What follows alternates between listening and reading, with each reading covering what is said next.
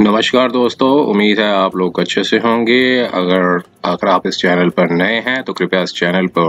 Video को subscribe कर दें और बेल आइकॉन नोटिफिकेशन पर क्लिक कर दें। वीडियो को लाइक एंड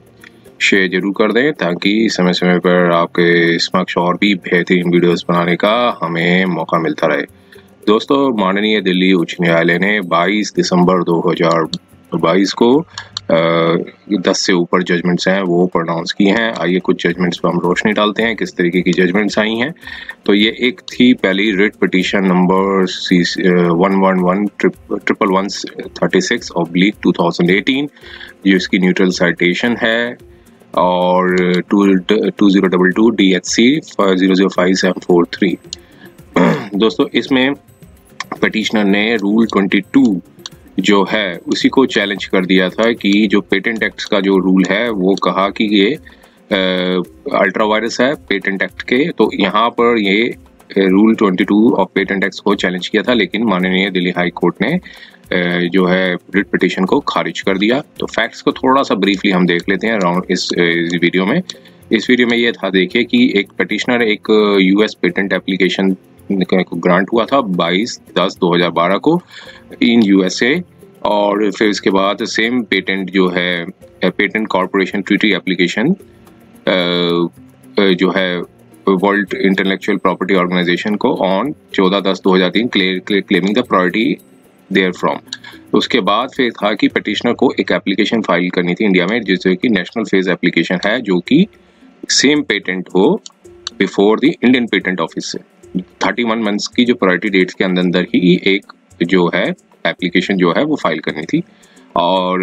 लेकिन अगर उसके 31 मंथ्स के बाद अगर नहीं फाइल करते हैं तो फिर उसको एक समझा जाएगा section 7A the patent act 1970 के मुताबिक जो है ये जो उस एप्लीकेशन को विड्रॉन माना जाएगा, और जो कि रूल 20 सब part 3 of the patent rules बनाए गए हैं 2003 के जो रीड विद मतलब उनके साथ जो मुताबिक बनाए गए रूल्स हैं। लेकिन यहाँ पर पिटिशनर ने जो इंडियन पेटेंट ऑफिस में 5 महीने की डिले के बाद जो है एप्लीकेशन फाइल की, जो कि 31 का मंथ्स का जो पीरियड था उसके 5 महीने के बाद जो है वो एप्लीकेशन फाइल की, और एक साथ में पिटीशन भी फाइल की under rule 137 of the patent rules with fees के साथ और एफिडेविट के साथ कि उसमें जो डिले था 5 महीने का वो एक्सप्लेन किया गया था। और चूंकि जो एप्लीकेशन जो है वो फाइल की गई थी स्टैट्यूटरी पीरियड के काफ़ी 5 महीने बाद मींस 31 मंथ्स प्लस 5 मंथ्स, तो इसमें कोई नई एप्लीकेशन नंबर जो है इंडियन पेटेंट ऑफिस ने नहीं असाइन किया, और रिस्पोंडेंट के मुताबिक कि कोई रिक्वायरमेंट नहीं है एक new number by the IPO, और कोई रिक्वायरमेंट नहीं है कोई रिक्वायरमेंट की कम्युनिकेशन की भी रिक्वायरमेंट नहीं है कि जो पिटिशनर को दी जा सके फॉर द फाइलिंग। अब लेकिन पिटिशनर ने इंटीमेट किया कि 3 साल के बाद बिना कोई न्यू नंबर दिए और बिना किसी हेयरिंग के ये आपने ये किया है, ये परमिसिबल नहीं है। और रिस्पोंडेंट ने 2 कम्युनिकेशंस दिए और कि for the disposal of its petition for reinstatement of the patent rights, saying कि एक्शन इसमें नहीं लिया जा सकता है क्योंकि कोई एप्लीकेशन जो है वो इंडिया में फाइल नहीं की गई है। और उसके बाद पिटिशनर ने यहाँ पर रिट पिटिशन फाइल की और इसमें रूल 22 जो है पेटेंट रूल्स का उसको चैलेंज कर दिया कि ये अल्ट्रा वायरस है to the provisions of the patent act, और इसको जो कम्युनिकेशंस दी गई हैं पेटेंट ऑफिस द्वारा उसको रद्द कर दिया जाए, और जो नेशनल फेस एप्लीकेशन पिटिशनर की थी उसको रिकॉर्ड में लिया जाए। तो अब बाद में ये चूंकि ये लंबी जजमेंट है, बाद में कोर्ट ने क्या कंक्लूजन निकाला, देखिए कोर्ट ने ये कंक्लूजन निकाला, उसकी जो फाइंडिंग्स हैं वो उस पर हम चलते हैं। पहले कोर्ट ने पाया, देखिए कि जो प्रोविजन थे रूल 22 और पेटेंट एक्ट के, वो प्रोविजन जो पेटेंट एक्ट के जो प्रोविजंस के अगेंस्ट में नहीं है, बल्कि ये उनको in consonance with this provisions of this act उसके मुताबिक बनाए गए हैं प्रोविजन, ताकि वो आसानी से इम्प्लीमेंट किया जा सके। और जो एकदम रूल 22 एकदम क्लियर है कि जो ऑब्जेक्ट एंड रीजनिंग है पेटेंट एक्ट के उसके साथ ही जो है वो कॉन्सोनेंस में बनाए गए हैं, उसके जो मतलब उसके साथ कंसिस्टेंट है, मेल खाते हैं। और जो PCT rules and PCT regulations है, no pari materia provisions in the PCT rules और PCT regulation even there otherwise. अगर कंटेंशन पिटिशनर की थी कि अपॉर्चुनिटी नहीं दी गई हियरिंग की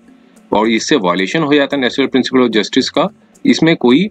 जो है वेट नहीं पाया गया, कोर्ट ने नहीं कुछ इसमें पाया, और कोई मटेरियल जो उसमें बताया कि जो स्टैट्यूटरी प्रोविजंस है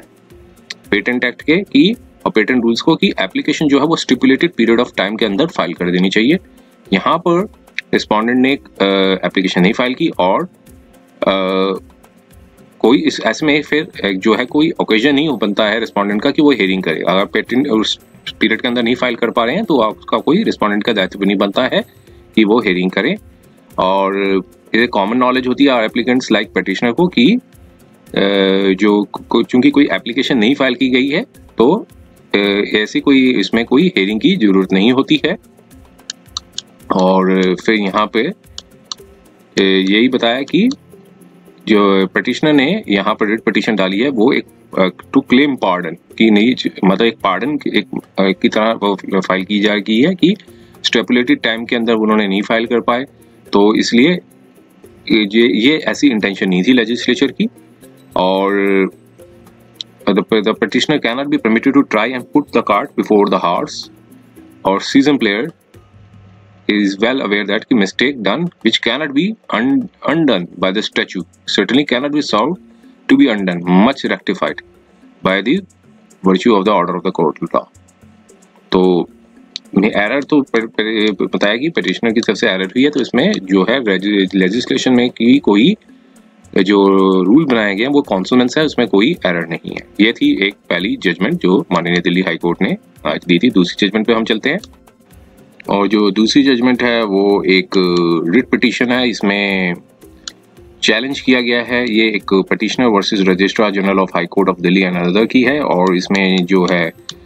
ये पिटिशनर जो है वो एक ऑफिस में काम करते थे, डिस्ट्रिक्ट एंड सेशन जज और एलडीसी की पोस्ट में, और 40 साल तक काम करते रहे।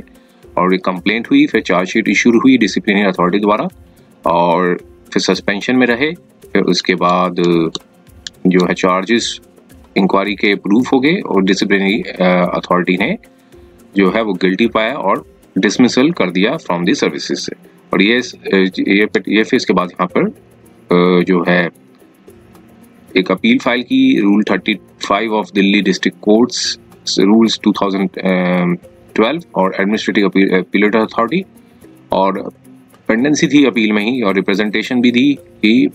जो पनिशमेंट है वो डिसमिसल ऑफ सर्विसेज से घटा के कंपल्सरी रिटायर्ड कर दिए जाए फॉर ऑल कॉन्सिक्वेंशनल बेनिफिट्स में। और चूंकि 40 साल का जो रिकॉर्ड है, 41 ईयर्स का रिकॉर्ड है, और पिटिशनर ने प्रेस नहीं की और कहा कि सबमिशन की अपील जो प्रेस नहीं की है, और इसके अलावा और लेकिन पिटिशनर को गिल्टी पाया मिसकंडक्ट का, लेकिन और जो पनिशमेंट थी वो रिड्यूस कर दी, dismissal of services to compulsory retired with effect from order dated so and so. और उसके बाद पेंशन एमोलमेंट्स जो थे वो फिक्स किए थे पे एंड अकाउंट्स ऑफिसर ने, और 2 लेटर्स जो हैं वो दिए गए थे। और पिटिशनर ने फाइल्ड की रिप्रेजेंटेशन की, एक और अदर रिप्रेजेंटेशन दी कि अपील फाइल की, फिर उसके बाद रिप्रेजेंटेशन थी, रिजेक्ट कर दी, अपील फाइल की कि क्लैरिफिकेशन मांगी ऑर्डर को, और कहा कि जो सर्विसेज हैं और जो सारे कॉन्स्टिट्यूशनल बेनिफिट्स दिए जाएं और ग्रांट बेनिफिट्स दिया जाए 7th पे कमीशन का।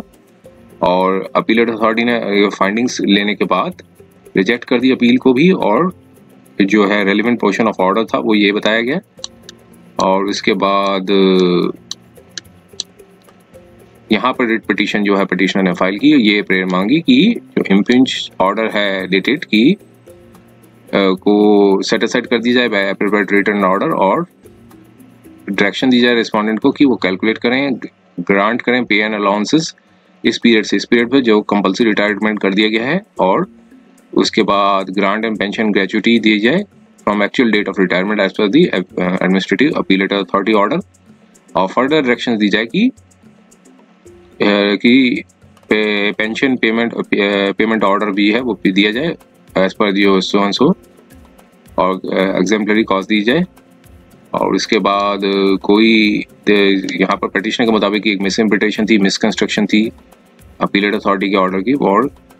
Petitioner could not be deprived of जो राइट है पेंशन का ग्रेचुइटी का central civil services pension rule 1972 के मुताबिक उन्हें डिप्राइव ना किया जाए। और ये बताया कि जो पेंशन रूल्स हैं वो प्रिवेल करते हैं और against the central civil services classification control and appeal rules 1965 के ऊपर। और इसके बाद मेरिट्स पे जाने के बजाय आपको जो डिसिप्लिनरी अथॉरिटी ने जो एडमिनिस्ट्रेटिव अपीलेट अथॉरिटी और एक जो है वो ऑर्डर पास किया, और जो कि कोई मतलब बेस नहीं था और कोई रेलेवेंस नहीं था for the adjudication of the present writ petition. और इसके बाद कहा कि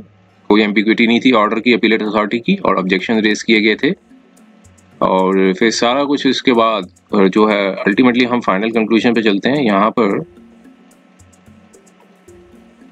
कोर्ट ने पाया कि जो सेटल लॉ है कि जुडिशियल रिव्यू का जो स्कोप है वो लिमिटेड होता है और लिटिल स्कोप होता है जिसमें इंटरफेयर करे मैटर्स पे। यहाँ पर पनिशमेंट जो है वो इम्पोज कर दी गई थी डिसिप्लिनरी अथॉरिटी ने, फिर उसके बाद अपहेल्ड कर दी एडमिनिस्ट्रेटिव अपीलेट अथॉरिटी द्वारा। और फिर इसके बाद लीगल सेटल प्रिंसिपल है कि स्कोप जो है ऐसे सर्विस मैटर में जुडिशियल रिव्यू का जो है वो स्कोप काफ़ी मतलब इंटरफेरेंस काफ़ी मिनिमल रहता है। और कोर्ट ने कोई मेरिट नहीं पाई रिट पिटिशन में और कहा कि यहाँ पर पिटिशनर इंटाइटल नहीं है किसी रिलीफ के, और इस ग्राउंड्स पे जो है रिट पिटिशन को खारिज कर दिया। ये थी दूसरी जजमेंट। आइए हम तीसरी जजमेंट पे चलते हैं।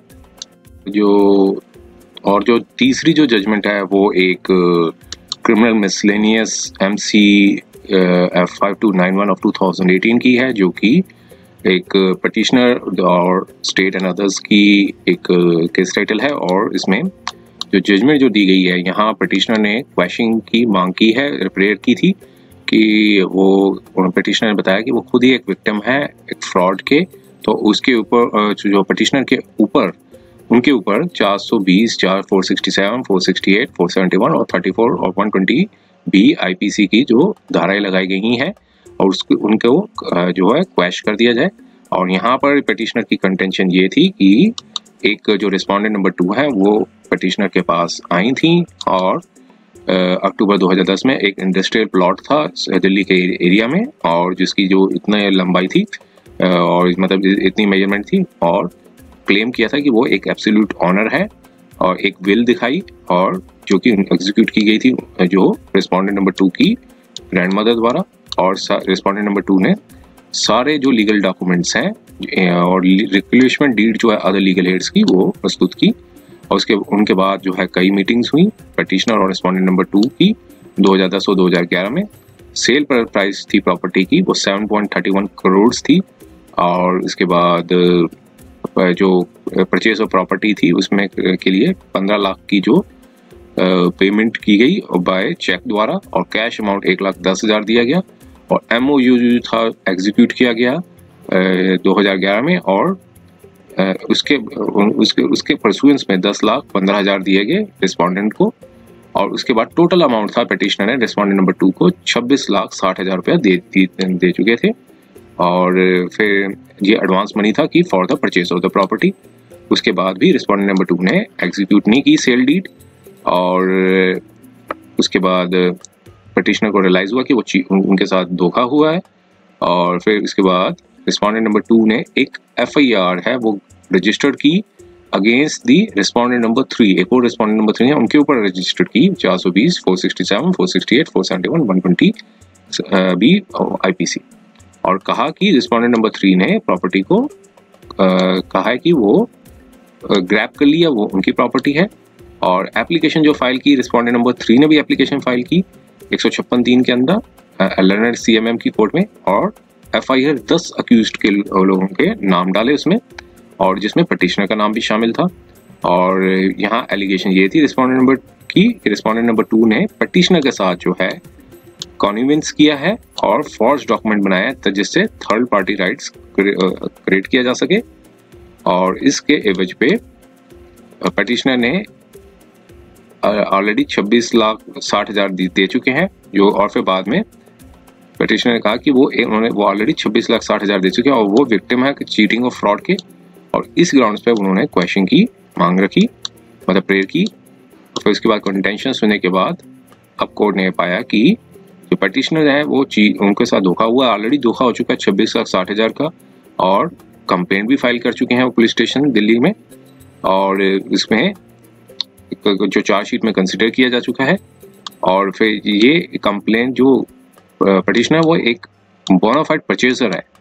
ये complaint of a bona fide purchaser है जिनका एक पैसा डूब मतलब चला गया है,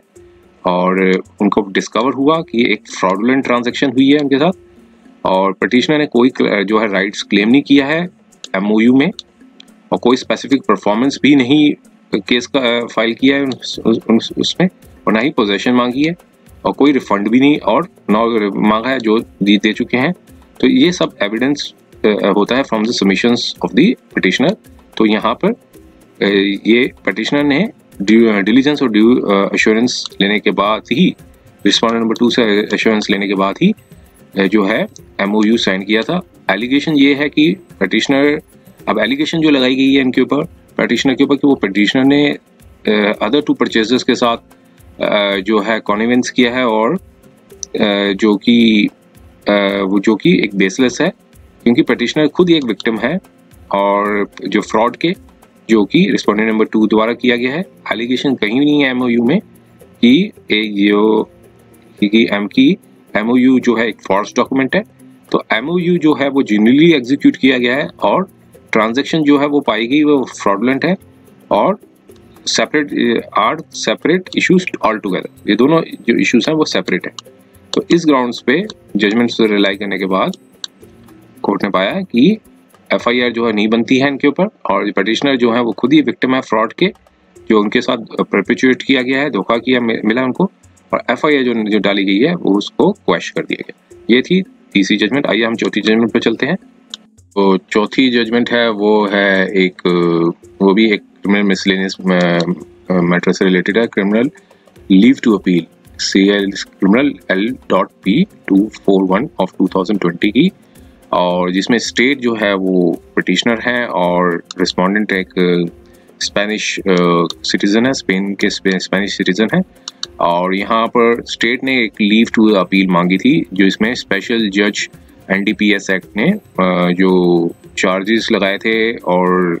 section 23, 22 and 28, 29 of NDPS act के तहत, और यहाँ सबमिट किया था कि जो एक्विजिशन लगाई गई है स्पेनिश नेशनल के ऊपर, वो एक होटल में रह रहे थे, और वहाँ से एक कीटामाइन, एक साइकोट्रोपिक ड्रग्स है वो मिली थी, और इसमें इनको जो है 4 किलो की कीटामाइन रिकवर्ड हुई थी। और इम्प्यून जजमेंट में स्पेशल जज ने ये कंक्लूड किया कि प्रोसिक्यूशन ने एस्टेब्लिश्ड कर लिया है कि वो 4 किलोग्राम ऑफ कीटामाइन जो है अक्यूज से की पोजेशन में मिली है, लेकिन एक जो रिकवरी के दौरान जो section 50 of the NDPS act की जो है प्रोसीजर सेफगार्ड्स हैं उसको फॉलो नहीं किया गया, तो इसलिए अक्यूज्ड को एक्विट कर दिया फ्रॉम चार्जेस से। तो उससे अगेंस्ट पे, ऑर्डर के अगेंस्ट पे यहाँ criminal leave to the appeal जो है वो फाइल की गई। और यहाँ पर कंटेंशन सुनने के बाद कोर्ट ने स्टेट की जो पिटीशन है उसको क्या किया, देखिए इसमें स्टेट ने सारे एनालिसिस करने के बाद ये पाया कि जो एक नोटिस दिया गया था 50 NDPS एक्ट के तहत, वो एक क्लमजी था और फोर्स था। अक्यूज ने जो है ट्रांसलेटर की भी मांग की थी कोर्ट से, और यहाँ पे ये भी नोटिस किया कि जो रिकॉर्डिंग जो एविडेंस लिया गया ट्रायल कोर्ट में वो भी एक्सप्लेन किया जा रहा था इंटरप्रेटर द्वारा, और इसमें जो रिक्वायरमेंट है सेक्शन 50 NDPS का वो एक मैंडेटरी है, और जो कि क्लियरली कहता है कि सुप्रीम कोर्ट ने कई जजमेंट्स में कह रखा है कि अक्यूज्ड को भी अपने लीगल राइट्स के बारे में पता होना चाहिए, और यहाँ पे जो रिक्वायरमेंट्स हैं वो कंप्लीट होनी चाहिए, और जो मैंडेटरी रिक्वायरमेंट्स थी वो कंप्लाइड होनी चाहिए थी फुल लेटर एंड स्पिरिट में, और ये एक डेफिशिएंट मैनर में नहीं करनी चाहिए थी। तो यहाँ पर चूंकि रिक्वायरमेंट्स नहीं फॉलो की गई थी, इसलिए जो कोर्ट के जो ऑर्डर थे, स्पेशल जज के जो ऑर्डर थे, उनको इंटरफेयर करने से मना कर दिया, इसलिए पिटीशन को भी डिसमिस कर दिया, क्योंकि एक स्टेट की जो अपील थी। स्पेशल जज थे एनडीपीएस के एक्ट के, उन्होंने भी क्विट कर दिया था, अब स्टेट ने फाइल की थी criminal leave to the appeal. आइए हम पांचवी जजमेंट पर देखते हैं क्या बताई गई थी। और जो पांचवी जो जजमेंट है वो एक बेल एप्लीकेशन है, और जो कि petitioner versus directorate of revenue intelligence DRI ये मतलब फाइल की गई है। ये भी एक इसकी न्यूट्रल साइटेशन नंबर 2022 DHC 005-753 एक ये साइटेशन है। इसमें देखिए कि यहाँ पर पिटिशनर ने ऑलरेडी 8 साल तक जेल इन में काट चुके थे यहाँ पर पिटिशनर, और यहाँ पर एप्लीकेशन फाइल की थी 439 read with 482 of the code of criminal procedure के अंदर, और जो कि केस रजिस्टर किया गया था वो डायरेक्टरेट ऑफ रेवेन्यू इंटेलिजेंस ने किया था, जो कि ऑफेंसेस थे 22, 27 से 29 और 30 ऑफ NDPS एक्ट के अंदर। और प्रेजेंट एप्लीकेशन में यही बताया था कि जो ऑफिसर्स ऑफ DRI ने एक 3 व्हीलर को इंटरसेप्ट किया था, और लगेज कैरियर 3 व्हीलर को इंटरसेप्ट किया था, और इसका जो भी 1 रजिस्ट्रेशन नंबर था, और व्हीकल जो है जिसमें एक एप्लीकेंट भी थे और एक कोरियर कंपनी 1 चला रहे थे एक दिल्ली में ही, और व्हीकल को सीज्ड किया गया, सर्च किया गया, और वाइट कलर क्रिस्टलाइन सब्सटेंस है वो मिला, और ये सारा जो है फिर फर्दर इन्वेस्टिगेशंस हुई, फिर सारी चीज़ें रिकवरी हुई। अब यहाँ पर जो लीगल इश्यूज ये आया कि 8 साल जो हैं वो पिटिशनर ने ऑलरेडी काट चुके थे जेल पे, और यहाँ पर सुप्रीम कोर्ट ने एक कमेटी का वो एक जजमेंट आया हुआ था कि अगर 8 साल अगर कोई मतलब जो अक्यूज्ड है वो जेल में अंडर ट्रायल प्रिजनर है वो काट चुके हों, तो supreme court legal aid committee representing under trial prisoners versus union of India का एक जजमेंट है कि जिसमें अगर अंडर ट्रायल अक्यूज्ड जो हैं वो 10 साल की जिसमें इम्प्रिजनमेंट होती है और फाइन 1 लाख तक का होता है, अगर उस केस में अंडर ट्रायल को रिलीज कर देना चाहिए कि अगर वो जेल में ऑलरेडी 5 साल तक काट चुके हैं, और अगर बेल फर्निश्ड कर देते हैं विद 2 श्योरिटीज, मतलब बेल जो है 1 लाख का और 2 श्योरिटीज सेम अमाउंट की, तो फिर उनको छोड़ देना चाहिए। यहाँ पे मतलब बेल पे छोड़ देना चाहिए, छोड़ने पाते बेल पे छोड़ देना चाहिए। और यहाँ पर जो केस है वो कवर्ड होता है ये ऑनरेबल सुप्रीम कोर्ट की जो जजमेंट है, तो यहाँ पर जो है कुछ कंडीशंस के साथ यहाँ पर बेल ग्रांट कर दी। ये थी 5वीं जजमेंट। आइए हम उम्मीद है ये पार्ट 1 जो है हाई कोर्ट की जजमेंट्स के ऊपर आपको ये वीडियो पसंद आया होगा। अगर ये वीडियो आपको पसंद आया है तो कृपया इस वीडियो को लाइक कर दें, चैनल को सब्सक्राइब कर दें, बेल आइकॉन नोटिफिकेशन पर क्लिक कर दें, वीडियो को लाइक एंड शेयर जरूर कर दें ताकि समय समय पर आपके समक्ष और भी बेहतरीन वीडियोस बनाने का हमें मौका मिलता रहे। समय देने के लिए बहुत बहुत धन्यवाद।